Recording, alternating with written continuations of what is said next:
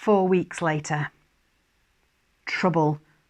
You may remember me noting that if Mary said no, our entire scheme would have to be scrapped. Well, she hasn't said no. Joseph has. It is a feature of human selfishness that although you always know it is there, you can never quite be sure what form it will take. Joseph is a lovely, godly man, as humans go. A man of faith and principle. But with the news of Mary's unexpected pregnancy, his love for his bride has been overwhelmed by a need to protect his own reputation. But no angel has come to speak to me about it, is, I suppose, a reasonable objection for Joseph to make. We had assumed that he, in his considerable love for Mary and faith in our boss, would accept his fiancée's word. He didn't. He's taken the news very badly and is planning to break off the engagement.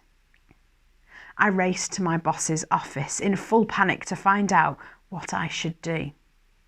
He was as calm as snow on a windless day. "Oriel," he asked, "do you trust me?" I was trying very hard to. "But we need Joseph to marry Mary," I reminded him. "I know." The gentle flakes of my boss's confidence began to cool my burning anxiety. "So what should I do?" I asked like a whining child. My boss simply smiled, a reassuring smile. "Sort him out." Gabriel is off to have a chat with Joseph. Little does the carpenter realise that meeting his demand will involve him being scared witless by my colleague.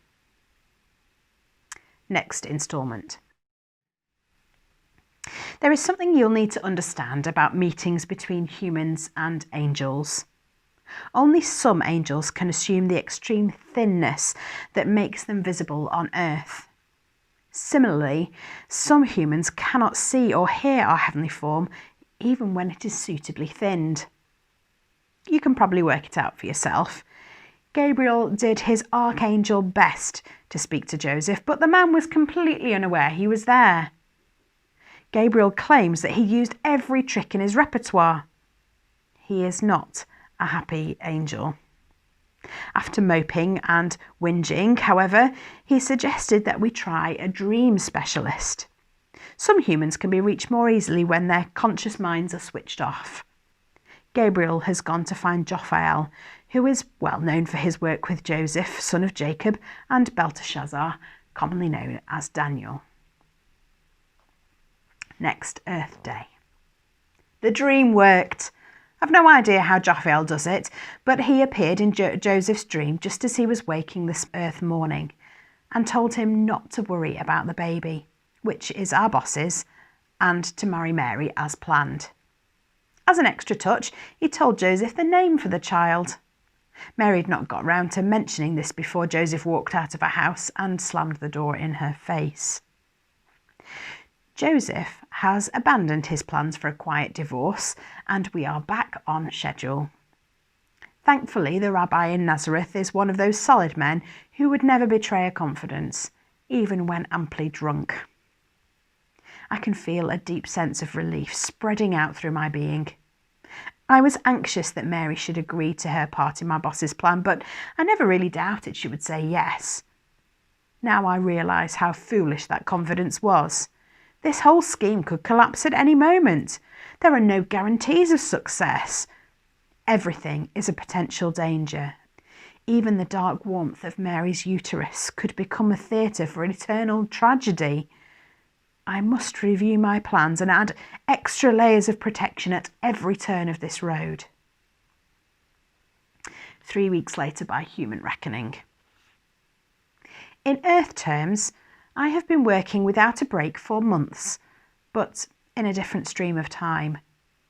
After the Joseph near disaster, I stepped up the levels of security and backup by several degrees. Nonetheless, my boss insists that we must not interfere, even in the slightest way, with the natural course of events around his son.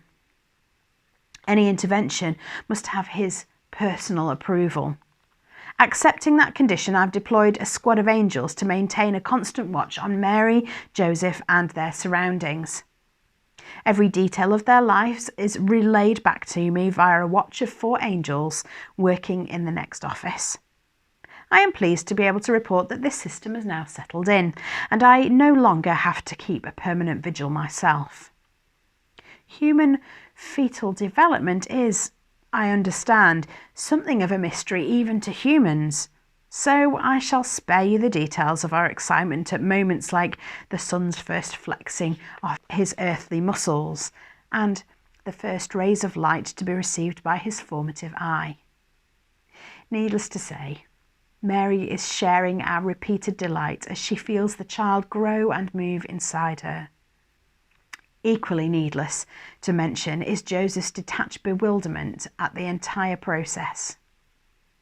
The one notable event since I last wrote was the hostile reaction of the good people of Nazareth to the rumour of Mary's pregnancy. They're an honest, living, God-fearing community, and they could not understand why Joseph would not go through with the formal marriage procedure now that his betrothed is pregnant. After much chattering behind closed doors, especially the doors of the synagogue, poor Joseph let slip, in a moment of exasperation, that Mary's child was not his own. Gossip rapidly turned to scandal, and the scandal swept through the village like a tornado. My team were fabulous, and within an earth hour we had formed a public relations strategy and presented it to our boss for his approval. He refused to use it, saying, I thought rather vaguely, that he was sure Joseph would be able to deal with the situation on his own. At first light the following day, Mary was packed off to the Judean hill country to stay with her elderly uncle, Zechariah, who was the silent victim of Gabriel's first message. Zechariah and his wife Elizabeth are expecting their first child after many years of frustration and disappointment. He too has a part to play in this plan. Mary is already on her way, accompanied by an unseen entourage of trusted angels. We've conducted a thorough sweep of the small guest house outside Jericho, where we expect her to spend the night, should she make it up the long hill to Judea sometime tomorrow afternoon.